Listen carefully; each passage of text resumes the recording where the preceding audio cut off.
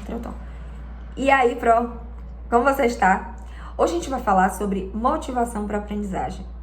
Eu tenho certeza que aí, alguns pais já disseram: ai, meu filho está desmotivado. Ai, meu filho não quer fazer a tarefa.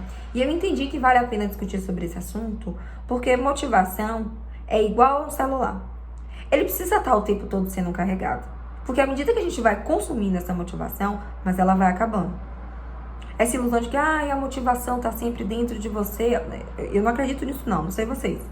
Mas a motivação, ela é algo que vai sendo construído, algo que vai sendo impulsionado, algo que vai ser inflamado. E eu acredito muito no seu poder enquanto professor de motivação.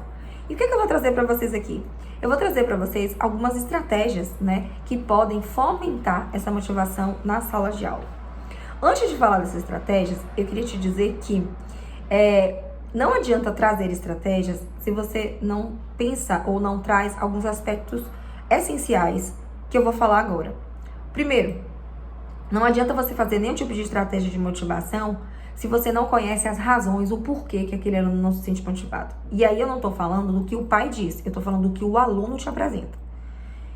É muito importante que você pergunte o porquê, se aprofundar nas razões. Isso torna a sua prática profissional, ela bastante personalizada. Ela está dizendo que, apesar de você usar estratégias para um grupo de 50 alunos, você conhece um pouco de cada um e vai tornando aquilo mais personificado, aquilo mais específico. Vai ganhando sentido para cada aluno. A segunda coisa, é muito importante quando a gente quer executar essas estratégias que eu vou apresentar para vocês daqui a pouco, que vocês criem na sua sala de aula torne aquele lugar um lugar seguro, um lugar de confiança e um lugar em que eles se sintam confortáveis. Vou botar entre parênteses, esse ser confortável não quer dizer ser menos desafiador, ao contrário. Por que eu tô dando esses 3 pontos?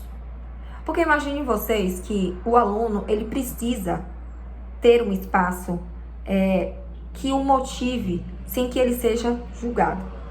Ou ele precisa ter um espaço em que ele possa errar, quantas vezes for necessário.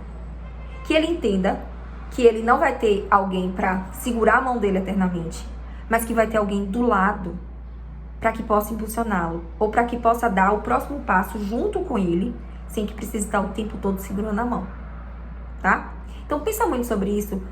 Aí vocês me perguntam assim, por que falar de motivação e falar sobre isso?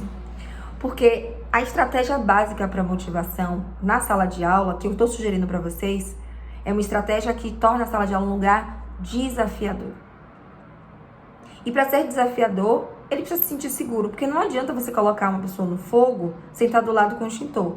Não faz sentido, ele vai simplesmente se queimar. Porque ninguém naturalmente vai ter várias oportunidades de estar dentro do fogo, sair treinando, Vamos treinar, tô no fogo. Não é por aí. E aí vocês me perguntam, sim, Paula, você está falando qual é a estratégia? Na verdade, não é uma, são 4. 4 estratégias, que Joe Keller, que está aqui do meu lado, para eu não falhar com vocês, eu quero ser bem fiel, que ele apresenta, que são estratégias motivacionais. A primeira, estratégias que vocês consigam suscitar a atenção. E para chamar a atenção desse aluno, o autor vai dizer o seguinte, olha, promova atividades em que eles sejam desafiados, mas que esse desafio, ele minimamente tenha algumas noções, ou seja, tenha alguns conhecimentos prévios. Ao mesmo tempo, crie atividades em que ele tenha a oportunidade de perguntar, de problematizar, de entender o porquê, ou de analisar sobre aquilo. Tudo isso, ele pede ainda com uma pitada de humor, que seja divertido. Uma segunda estratégia é a estratégia de relevância.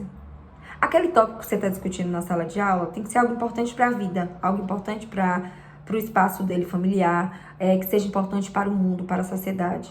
É como se você encontrasse o encaixe perfeito. A terceira estratégia é a estratégia de confiança. E aí, como gerar atividades de confiança?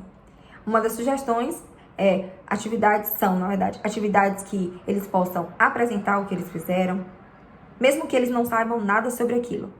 mas que eles consigam conversar sobre aquilo junto com os colegas, para que ele se sinta autoconfiante, para ele construa dentro de si, né, aquela possibilidade, aquela oportunidade de dizer, não, eu sei minimamente alguma coisa daquilo.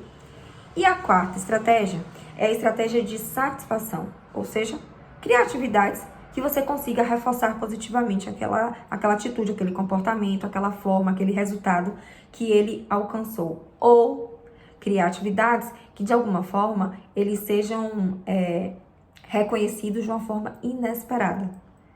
Faz uma atividade... Vou dar um exemplo esdrúxulo, mas só para exemplificar mesmo. Fazer uma atividade aqui que eles não esperam nada e sejam premiados por aquilo. Em linhas gerais é isso, eu espero que tenha sido útil para vocês.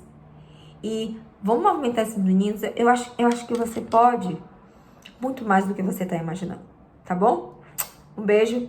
E aí, vamos juntos?